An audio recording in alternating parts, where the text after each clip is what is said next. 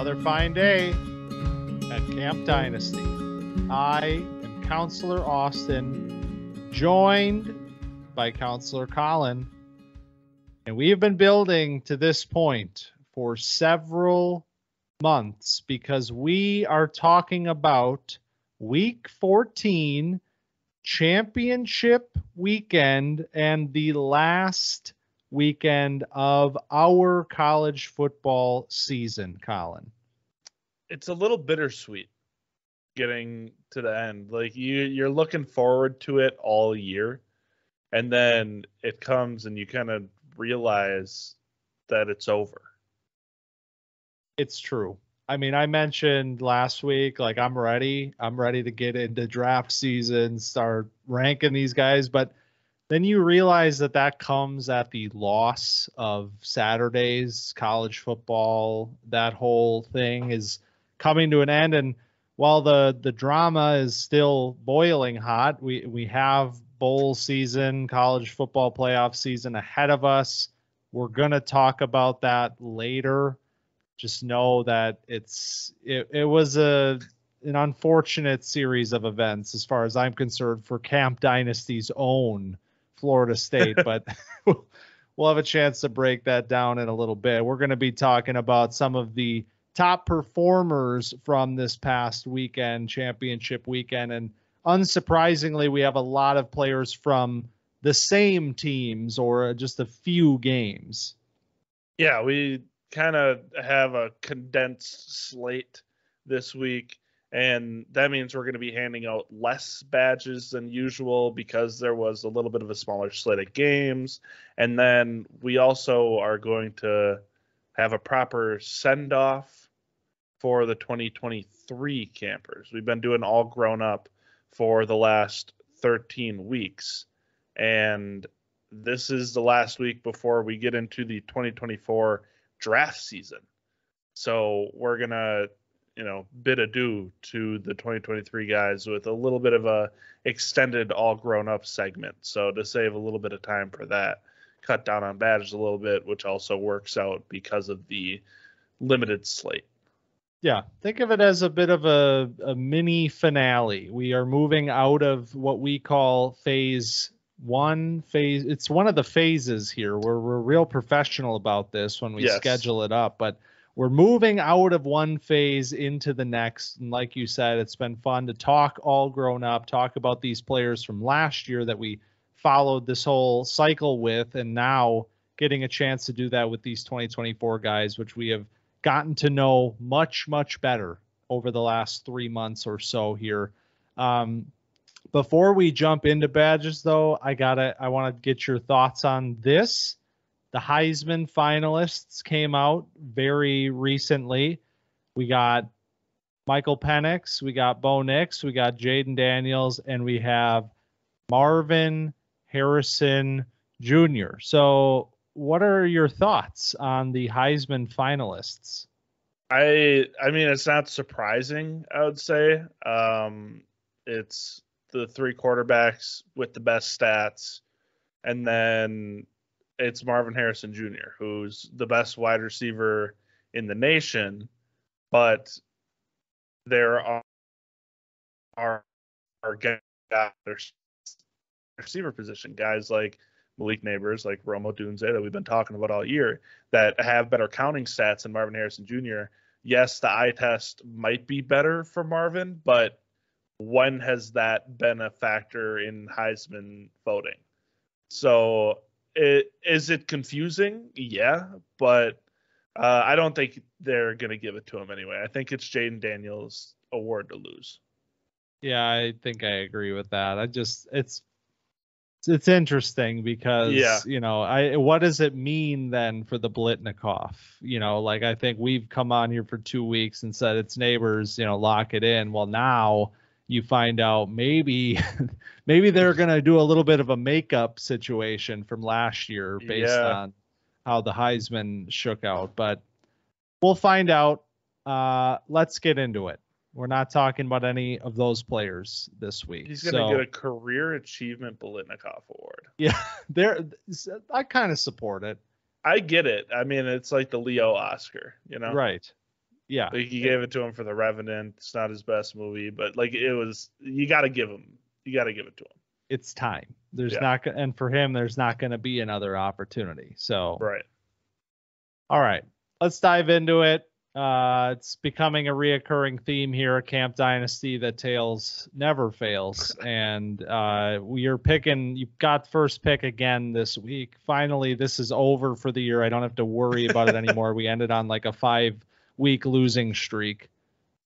If you guys are new here, coming in these last couple of weeks, we started the year flipping a coin, I'm pretty sure.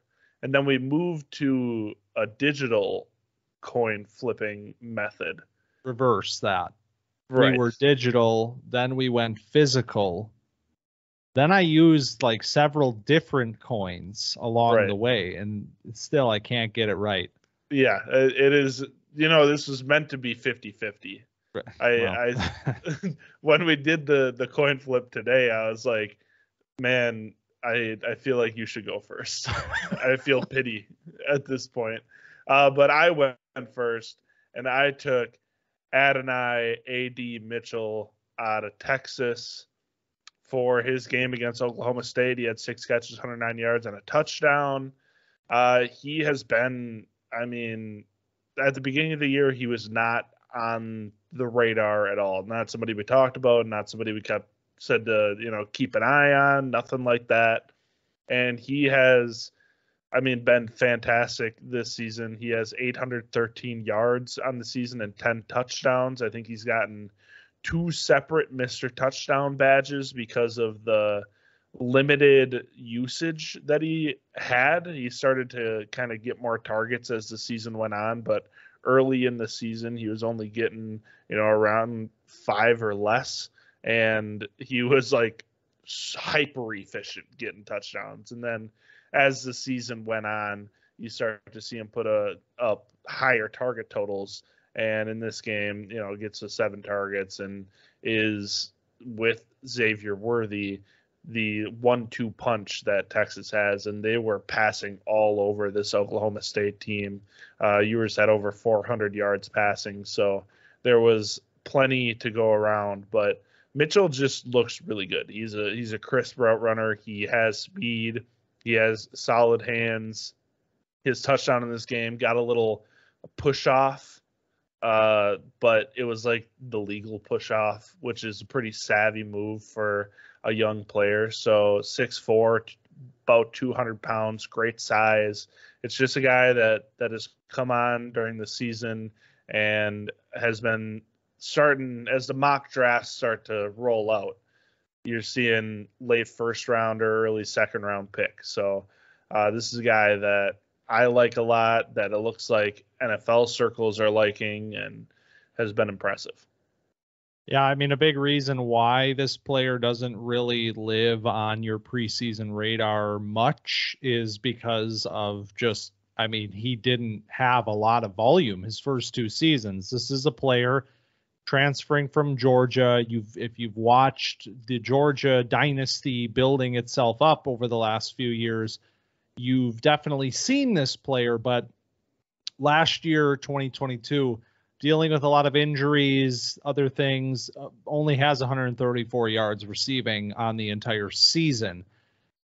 He almost got to that in this game alone, and it gets him up to just over 800 yards on the season. This really was our first real full look at what A.D. Mitchell is as a player. And yeah, he has become one of the top wide receivers in this class.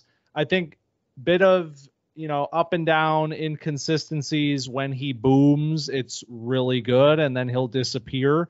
Those sorts of players do sometimes give me a little bit of pause because, where are you going on these weeks?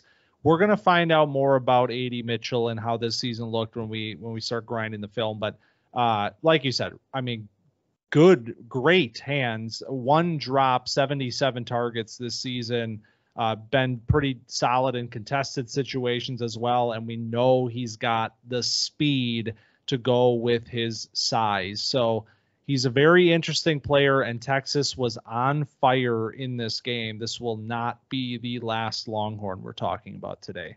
Yeah, 100%. What about, do we have a Longhorn next, or do we got to wait a little bit? We could.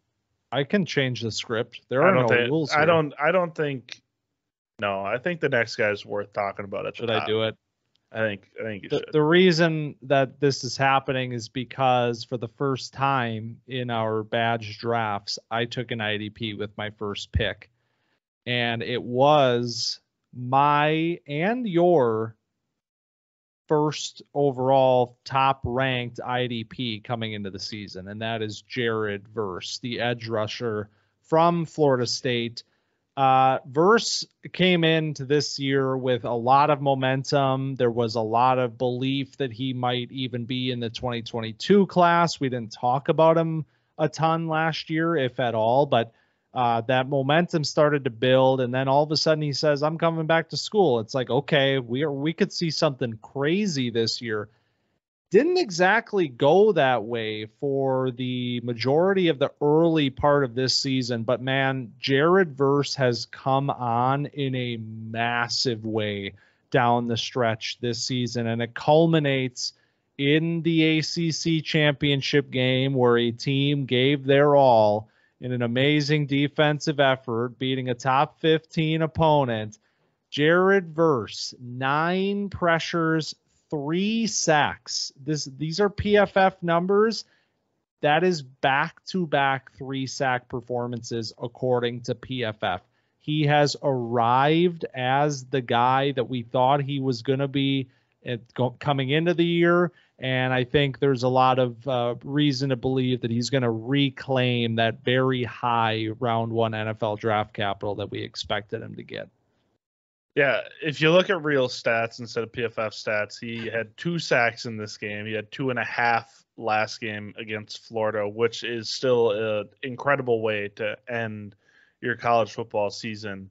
I mean, this defense was dominant in this ACC championship game, 7 sacks total as a defense, and Verse was spearheading that attack. I didn't give AD Mitchell a badge. He got the breakout badge, by the way. Just going to put that in there. All right. Apologies, nice. AD. But Verse, I said at one point in the season I was a little bit disappointed with, the numbers that Verse was putting up because of the idea of Jared Verse in the preseason. We were so excited to see what he was going to be and what numbers he was going to put up. And we had a magnifying glass on Florida State all year because of the players on offense in addition to Verse on defense. So you see in this game and the play in the fourth quarter with 2 minutes left where Louisville, has a chance to, potentially go down and score and make it interesting. And Verse just snow plows the left tackle into the quarterback. I mean, it is unbelievable. The bag that Verse has, and every once in a while he'll just pull out something where he doesn't go into the bag and he's just like, I'm going through you. And that's impressive. You call it a snowplow. I'm calling it a bulldozer because he's getting the bulldozer badge for that sack. I mean, it was reminiscent of that LSU film from last year where he comes into the year transferring from Albany and just destroys SEC, like an SEC left tackle with this bull rush. I mean, the power, the strength that Jared Verse has is truly magnificent. And you get to see that again here in this game where this left tackle on this, and specifically on this play, just no chance. I mean, it's like the guy doesn't weigh 290 or 310 pounds. It's like he just moves through him. And so he has a varied pass rush attack, but when he goes to that bull rush, he can move just about anybody. And so, yeah, I'm excited to watch the process. I know we talk about where are we looking in mock drafts right now. Jared Verse maybe slipping a little bit to that late first round NFL range. I think he has a chance to climb back up because he's going to test exceptionally well. And he should be one of the top edge rushers in this class, no doubt about it. And I'll just put up that he was going against Willie Tyler, all right, who is number 55 on Louisville. He's 6'6", 320 pounds, from Racine, Wisconsin. Oh, shout out, local kid, and a senior though. That's a grown man. Yeah. 320 pounds. I didn't even give him enough credit. And he said 290, 300. You shortchanged him 30 pounds. I don't know how big they get him in Louisville. What are they doing out there? I don't know. Yeah. All right. We're going back to Texas, I think, already. Oh, we are. We're going back to Jatavion Sanders, another weapon in this passing attack. He's getting the I'm back badge because, we were waiting to see Jatavion Sanders and what he was going to put together this season. I think he was your number 1 tight end in the preseason ranking. He was first. Whoa. No, sorry. Obviously, Brock Bowers was number 1 in both of our preseason rankings. So I don't want the people to make 2. Any assumptions here about my... No, like Malik Neighbors is the number 1 receiver, except for Martin Harrison Jr. It just kind of leaves my head. It's like, obviously, he's the number 1. Set in stone. So Jatavion Sanders was your number 2 tight end. He's in my top 5, and he's had an okay season. We thought that his ankle exploded at one point, and he still ended up playing, and that was crazy. But outside of that, he's had a fine season. It hasn't been spectacular. It's about on par with the year he had last year. He's doing better on a per catch basis. He's had less receptions, about the same amount of yards. He's averaging 15 yards per reception rather than 11 last year. He hasn't found the end zone very often, except this week he's back. He got in the end zone against Oklahoma State. Little tight end leak out, so it made it easy for him. Oklahoma State decided not to cover him. Good scheme. But this he also was just all over the field doing what Jatavion Sanders does. When the tape looks good, it looks really good. He looks like one of those athletic freak tight ends that can catch the ball, run after catch, and do a lot of things. And it's just, I was wondering kind of wanted to get a temperature check on Jatavion after a big game, but a kind of up and down season, I'd say. Yeah, I mean, this is a nice opportunity to talk about the player since we haven't really gotten to do that. And a big reason for that is, tight end production in college football is often so hit or miss. I mean, you think about a player like Sam Laporta, who has, taken the NFL by storm, become already a top 3 at the worst tight end in the NFL in his rookie season. A player that we both really liked a lot, and he had 600 yards receiving at Iowa last year. I mean, it's not a position that's going to get a lot of volume most of the time. I mean, Brock Bowers is a different story when you're that level of a talent and the best pass catcher in your offense. Jatavion Sanders has these talented receivers around him, and he's still found his opportunities this year. I mean, it seemed like earlier in the year he was poised for a big-time season with 200-plus yard receiving games in the first 4 weeks of the year.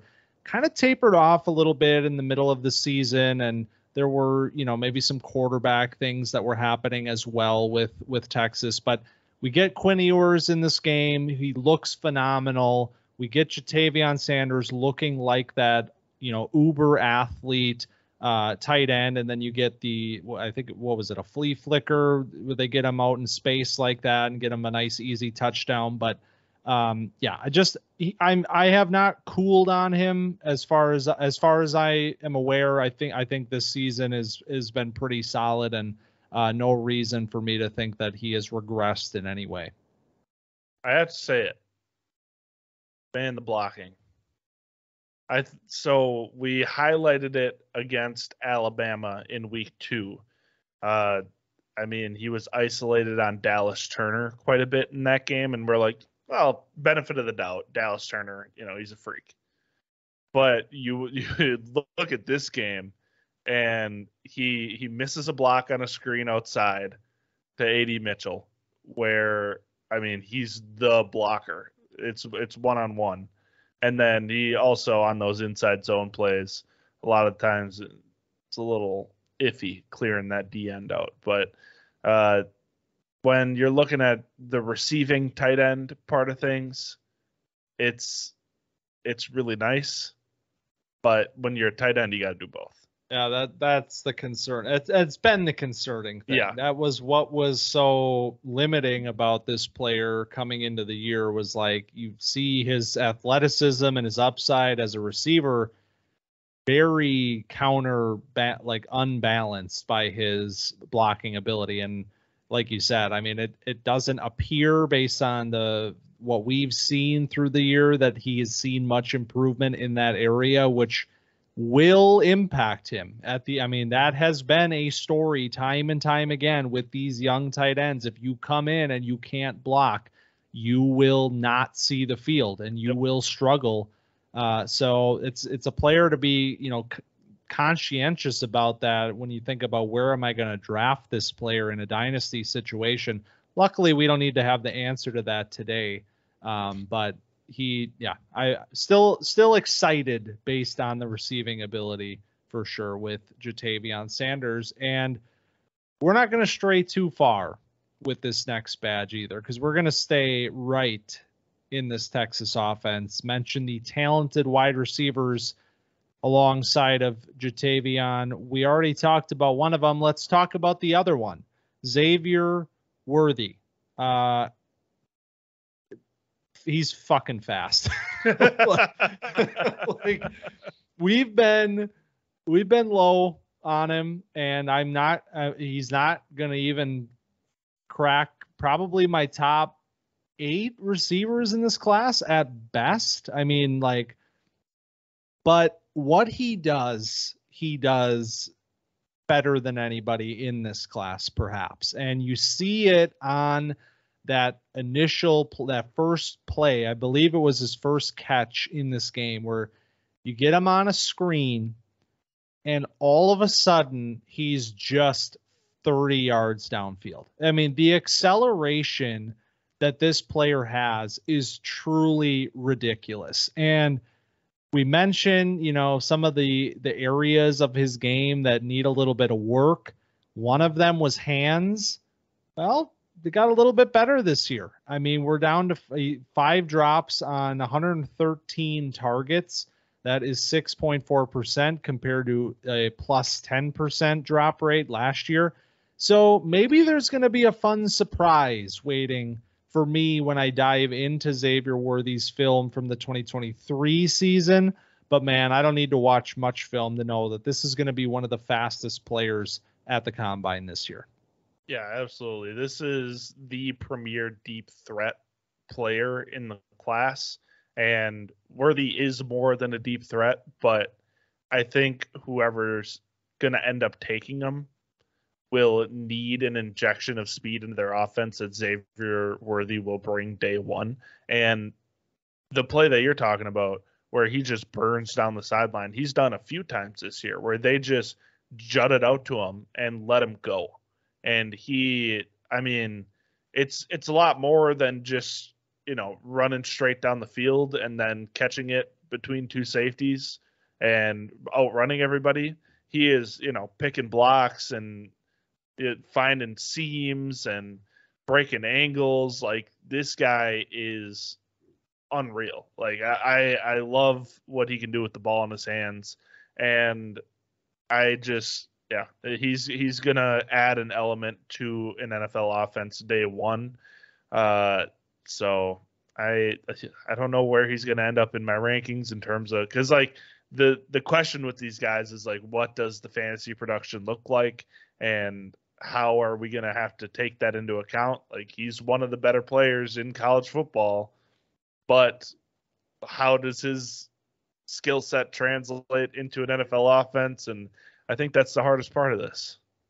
It is the name that I come back to, and this is more so based on what we've seen in the NFL versus as a prospect, Hollywood Brown as like the ceiling for a player like Xavier Worthy, which when you say that doesn't really inspire a lot of confidence, because Hollywood Brown has been very up and down. He has not really lived up to what we thought he could be at the NFL level.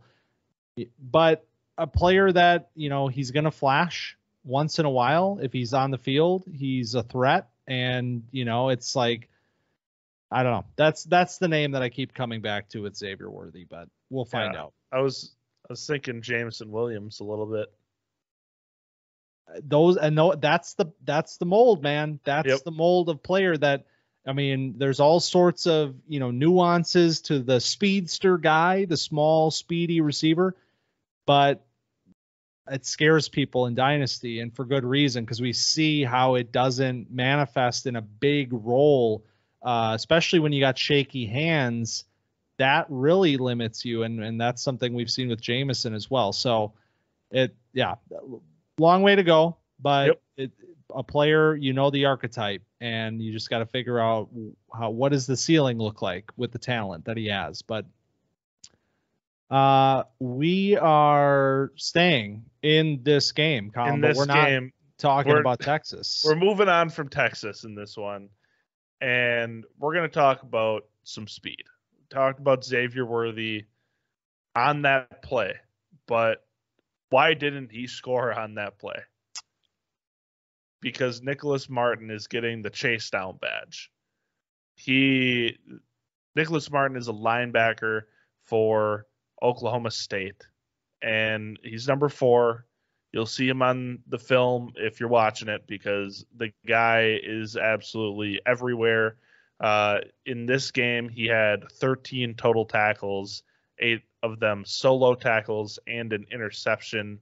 One of the solo tackles was the shoestring on Worthy. I mean, hawked him down. I don't know how he caught him, but no guarantee Martin declares for the draft. But after a season where you have 133 total tackles, 6 sacks, and 2 interceptions, I mean, it's a pretty good case to plead to the NFL. He also, I mean, 6 foot, 215 is a small guy.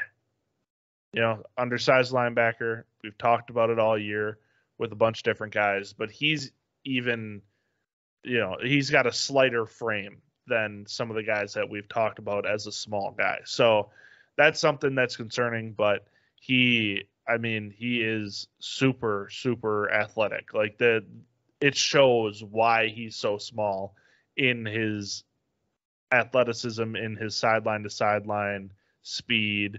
I mean, he closes like that. So he's an interesting player that we haven't highlighted so far this year in a linebacker class that we don't know outside of Trotter really what it's going to shape up like. It's not very clean behind Trotter, but just a name to file in the back of your head. Yeah, I think if nothing else, this player is a very fun, you know, keep him top of mind, because if he stays in school, which I would imagine he would do, can he add some mass? Can he get himself closer to that 230 marker, which at that point it's like you're the okay kind of undersized. Right. And I mean, the speed's real. Like, the speed is very real, and the background on this player confirms it. I mean, this is a 4-star recruit coming into Oklahoma State in 2021. It's a very young player. It's a very athletic player. He played running back in high school along with linebacker. And I mean, you see that in how he moves. and how explosive he is. And I mean, I was shocked that Worthy did not finish that play. I mean, the separation from when he started to the point where Martin made the tackle was so vast. So many players had lost 10, 15 yards by that point. Martin was the player that chased him and got him down. So really, really athletic linebacker and a fun player to watch, maybe for next year. Yeah, and something that shows up on Nicholas Martin's tape is missed tackles. And that's the story with these undersized linebackers. So he had 2 missed tackles in this game, which is not a big deal when you're racking up 13 total. But he's had games where he's had 3 and 4 missed tackles, and it's something to keep an eye on. You know, there's a reason you don't see a lot of 215-pound linebackers, and generally this is it, because running backs will get through you. They have more mass. They are usually moving faster, and if you are only 215, it's going to be tough to bring them down. So something like you said, he probably will end up going back to school. He's a redshirt sophomore, so he's got some time to develop there, but he's just a very interesting player.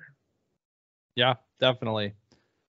Another player that might return to school, but I'm giving him a badge anyway, and it is our last badge of the 2023 season.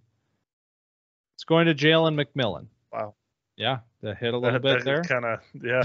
It's been a fun road, man. And one last wide receiver rounds this thing out. We've given a lot of them to wide receivers this year. Jalen McMillan has dealt with a very frustrating season, I would imagine, for him, dealing with injuries, watching this offense, Washington offense, be dominant and explosive, become the second best team in the country, according to the committee. And he's not really factored in, but he gets on the field here in the Pac-12 championship game against Oregon. He did not play, or he at least did not have a target in the first matchup with Oregon. This one, 13 targets for Jalen McMillan. That was a season high for him. 9 catches for 131 yards in this game. And he looked like the Jalen McMillan that I would have expected to see all season long if he was healthy. He would have been putting up numbers like this in this offense. This is the slot wide receiver for Washington. You have Odunze and Polk on the outside, McMillan living in the slot, and a player that can threaten vertically. We know they like to do that in this offense. He can do that out of the slot, but you also see him doing the quick and easy stuff. Or I shouldn't say easy.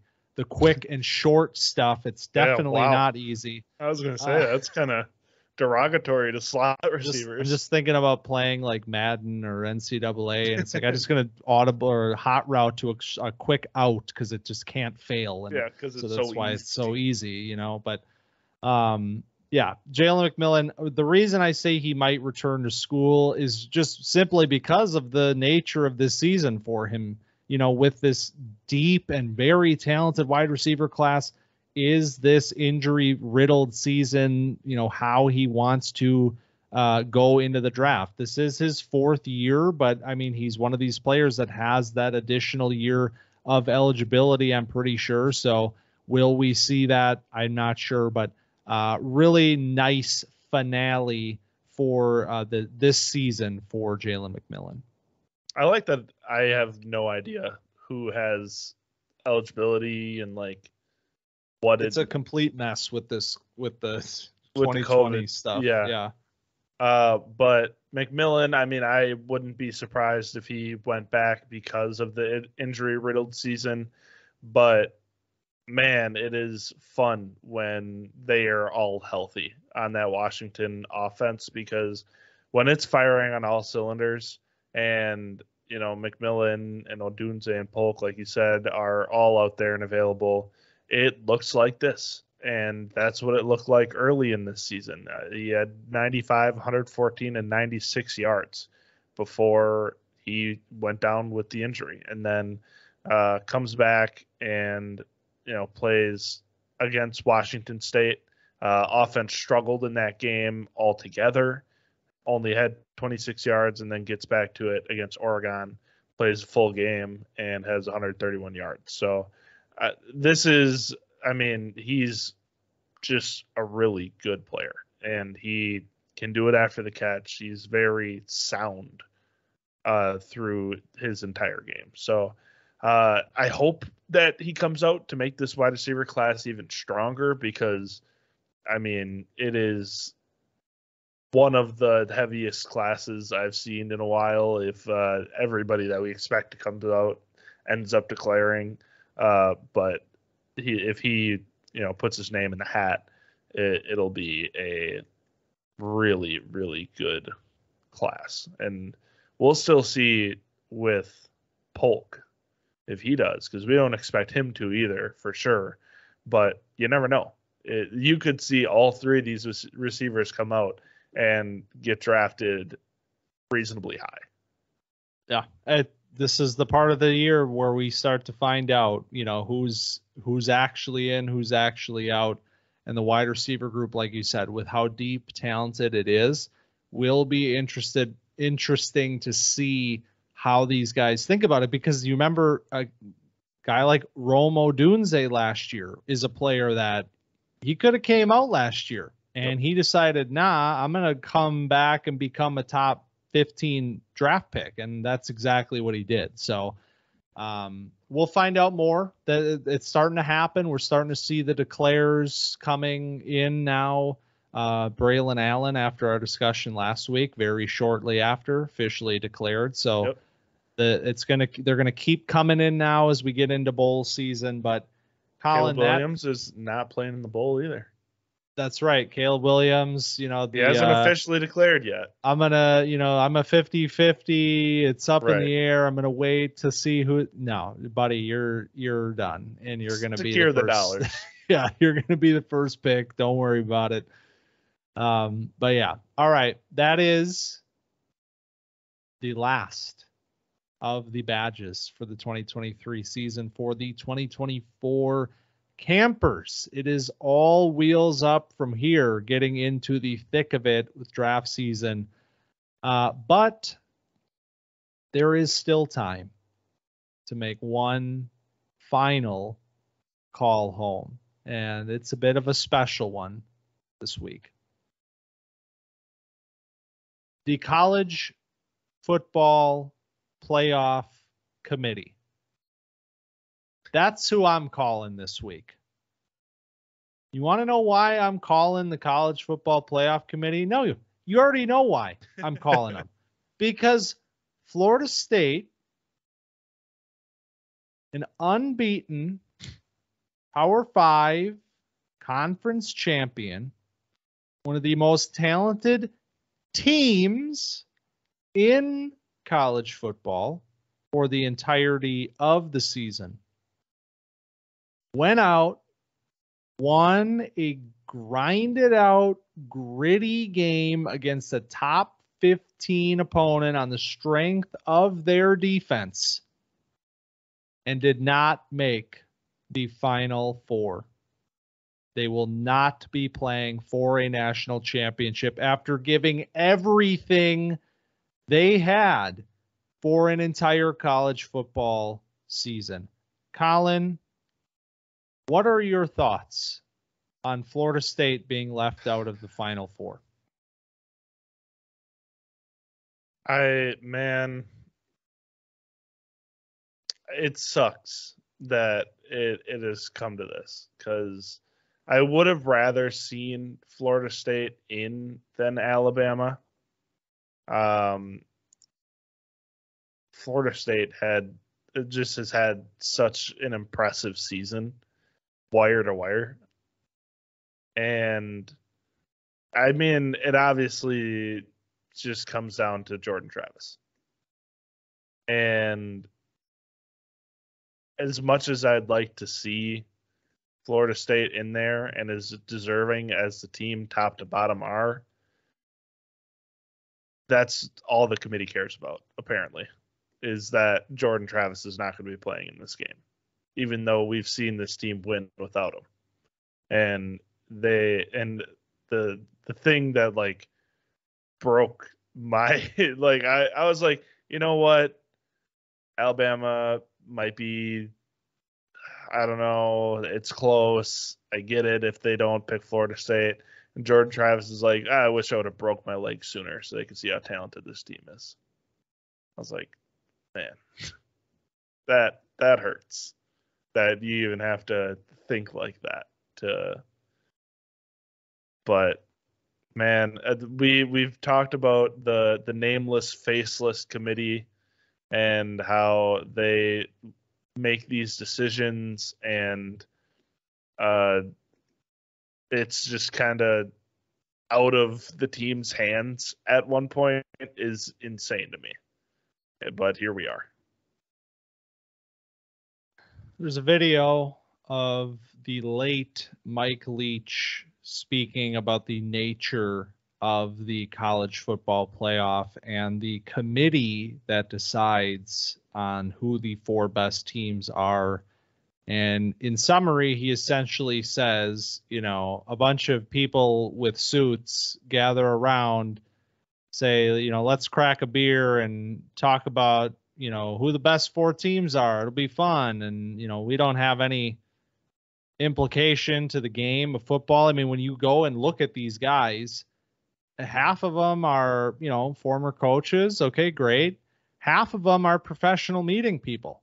I mean, go to the website, go to the college football playoff website, read the bios for half of these committee members. It's like got a master's degree in 87 and then sat on X committee, got this desk job, became this athletic director, served on this committee. Like, these are professional meeting people. And these are the guys that come in and they sit down in this room or wherever the hell they're figuring this out and take something away from a group of young men who just sacrificed countless hours of their lives for years leading up to this moment just because the quarterback got hurt. I mean, dude, it is so depressing to me because you put yourself in the shoes of the players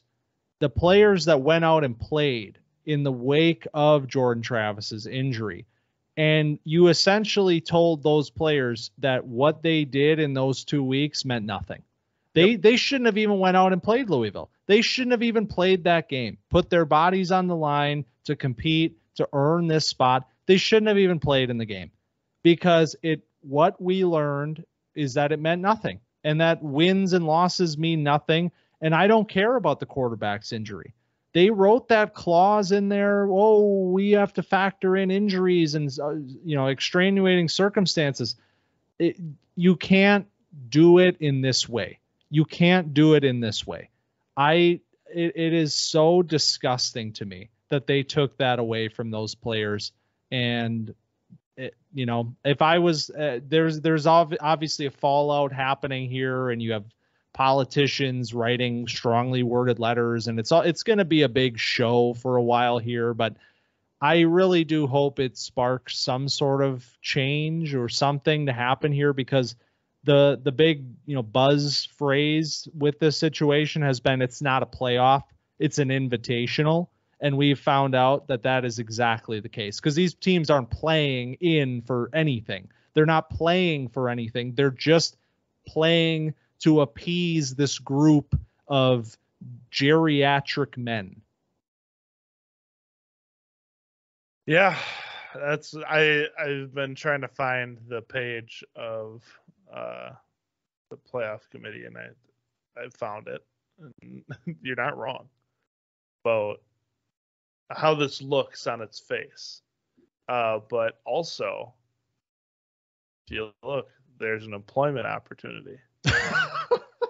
You can apply right on their website. Executive director for the college football playoff.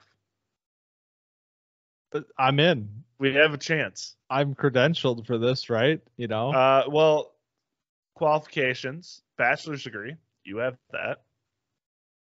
15 years of work within intercollegiate athletics. I mean, pretty much together. I could get there. Yeah, that's what this is. Extensive knowledge of the college football landscape. We're in. In. Strong communication skills. Hello.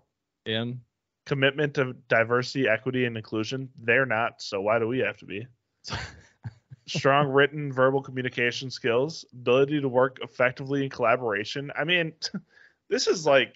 I love how BS these job descriptions are. You think some Joe Smith is applying to this job with like a good no, this is, hey, Mark, can you get me into this director role? Oh yeah, sure, Joe. Yeah. Absolutely, bud.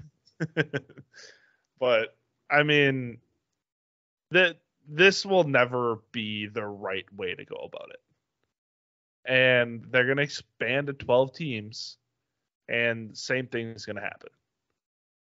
And it'll be better because at least the top 12 will have a better chance of parity, and like the right teams will be in, because there's not like 13 deserving teams. Nobody's arguing that. But there's usually 5 or 6. Because like if Georgia and Florida State were both in the college football playoff, it would be a better college football playoff. So I'm excited for it to move to 12 so we don't have to have these conversations anymore, because the 4-team playoff was always a flawed idea. And to have a committee decide it rather than have set credentials based on the objective game that is played on the field is silly. So I'll be excited to move beyond this, and we won't have to be upset about this anymore, because we'll have the best 12 teams. Probably we'll at least have the best 6, and that's what matters to me. So I'm annoyed. I'm excited to watch the playoff games. I hope FSU gives Georgia a run for their money in this game, because that would be hilarious. That would be great. I want to say that I have hope for that, but I don't. Georgia's going to be playing a little pissed off, I think. Mm-hmm. So, all right. Well, that is the conclusion to the college football season in terms of Camp Dynasty. We will obviously be watching these players, campers, as they play in the college football playoff. It's a big moment for these guys. We remember what CJ Stroud did in the playoff last year. That was a huge moment for him. Same can be said for a lot of players this year. But for now, Collin, we're moving on. And that means that for the last time this year, we are going to gather around the campfire and reminisce on the campers of old, on All Grown Up. So how I want to do this today is we will be doing a redraft like we did last year. That will come in a little while from now. The NFL season will be over by that point, so we'll have a little bit more information, but we have 13 weeks of information on these 2023 campers that, we're starting to move further and further away, man. The 2024 guys are here. It's happening. We're getting into draft season. These guys, 2023, they're wrapping up their rookie years. And it's kind of crazy to say that, but how I want to start this discussion is just by running through the top 12 rookies according to KTC right now. And then I will turn it over to you for some impressions on where we're sitting near the conclusion of this season. So according to KTC, the top 12 rookies right now are Bijan Robinson, Jahmyr Gibbs, CJ Stroud, Sam Laporta, Devon Achane, Jordan Addison, Puka Nacua, Zay Flowers, Tank Dell, JSN, Dalton Kincaid, and Anthony Richardson. Thoughts on the top 12? Just what we expected. I mean, number one, it's unreal, the ascension of Devon Achane in the limited action that he gets deployed. He is just one of the most efficient players in football, period. The Puka and Tank Dell coming from like the third or fourth round of your rookie draft, probably the third round of your rookie draft, and becoming top 12 rookies in this class is also just insane. RIP to Tank Dell, I'll say that. Unfortunate that he broke his leg in this game, but he's been unbelievable. And CJ Stroud being the number 3 rookie in non-superflex is pretty sick because he's been also unbelievable all season. So I guess those are the biggest surprises is, Achane at 5, Puka at 7, Tank Dell at 9, and then Stroud all the way up at 3. Yeah, the quarterbacks are a big one for me because Richardson, I mean, he was up here as well when he was playing. And so if that injury doesn't happen, you might have 2 quarterbacks in the top 4 or 5 rookies of this class. These are not players that you were drafting this high. I mean, Richardson was a, back half, bottom of the first sort of player for us coming into the draft cycle. Stroud was a mid-second player, and here they are, above some of the top skill guys in this class. And I mean, the wide receivers are just wild to me, and it's not only because Puka and Tank Dell, obviously, yeah, it's an ascension, but it's not only an ascension in terms of rookie rankings. Puka is currently the wide receiver 13 in Dynasty, according to KTC, and Tank Dell is currently the wide receiver 15. So you have 2 top 15 Dynasty wide receivers that are coming from the 3rd round or later in the same draft. That is insane because we've seen this happen recently with guys like Amon-Ra St. Brown, but 2 guys in one class shooting all the way up the board and ahead of some of these players that we were taking much higher than them. It's been one of the shocking parts of this season for sure. Yeah. And I think some of the interesting part is the running backs in this class because you see, the wide receivers were kind of a question mark because we had JSN who's out all year with the hamstring injury going. And then you had Jordan Addison, who it was a size concern. He was getting drafted onto a team with Justin Jefferson. You had Johnson, who was a raw player that had a lot of question marks, but was in a fun landing spot. And the running backs, it was Bijan and Gibbs and everybody else. And I think down the stretch here, we're going to see a little bit more from these running backs because Achane is healthy again. And like I was saying before, he is just one of the most efficient running backs in the league. Charbonnet has been, I know he got hurt last week, but he has been playing in relief of Ken Walker and being the RB1 there. And it's clear that they like him a lot in Seattle.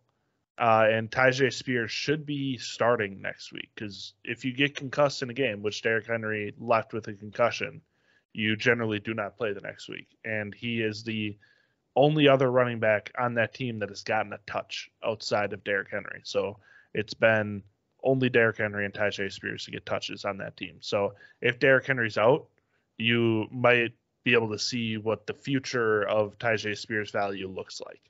And that's kind of exciting to think about.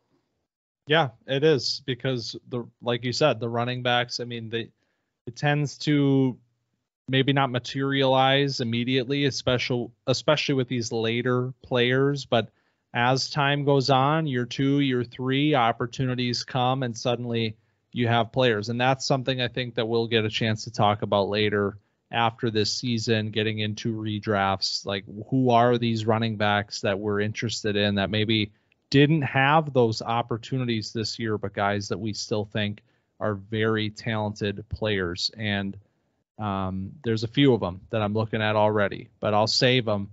The one thing I want to ask you here, I know we're not quite there yet, but we're just about there. Fantasy regular season's wrapping up in the next week, maybe 2 weeks. Who is the rookie of the year in your eyes? The offensive rookie of the year is, I mean, it's between Stroud and Puka for me. And I think it's got to be Stroud because, when in doubt, give it to a quarterback. But he's also having an unbelievable season. I think there's something about the surprise of Puka Nacua that's like, he just last game broke the Rams rookie single game receiving record. And it's like he started out on fire and then kind of tailed off. And, now this week he's back. So Laporta has a case. I feel like there's just like, it's kind of a loaded class, but I think it's got to be Stroud. No Bijan. You didn't even say the name Bijan there. I can't. The usage wasn't. I mean, we talked about it all year. There's the Algier thing matters. The 50% snap share in most of these games. The no red zone touches. I mean, he's a good player, and every time he touches the ball, he looks really good. But you got to put points on the board. He's making his effort. He's making his case here right now, but is it too late for Bijan to seize hold of it? We'll find out the next couple weeks, but I'm glad you specified offensive rookie of the year because we haven't talked a ton about IDPs in this segment all year, mostly because we don't have the ability to see the real-time crowdsourced data on them on KTC, but man, I got to tell you, it was very, very nice to see Will Anderson have what felt like a breakout performance. I mean, he has had a good year. There has been a lot of criticism, I guess, from Houston fans. Like, if you do a social media, radar on how are people feeling about Will Anderson, it's a lot of like, why doesn't this guy get sacks? But the pressures were there. The pass rush win rate was there. Just needed to wait for the production to start coming. And then you see in this game this week here, Will Anderson, 2 sacks, first multi-sack game of his career, and a sign of what seems to be a star edge rusher in the making, the player that we expected him to be. Yeah, so we'll go to the sports book to take a look at who the odds-on favorite to be defensive rookie of the year is. And I want you to give me a guess on who you think they're minus 250 odds. So they are the heavy favorite.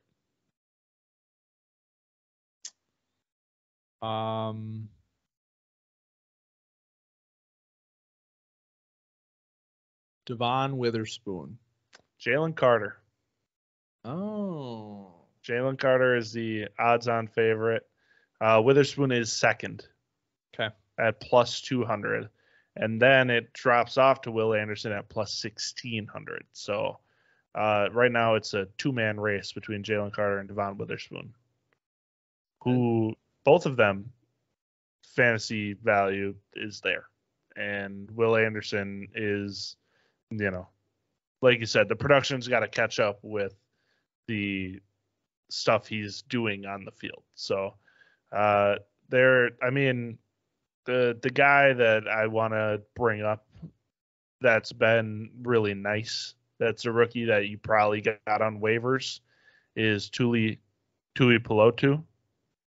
He's been really good. I mean, across from Khalil Mack with Joey Bosa, he's working in. He's just been a very efficient edge rusher, a nice rookie, someone that, we kind of mentioned in passing as a player to keep an eye on last year. Just he's been pretty nice.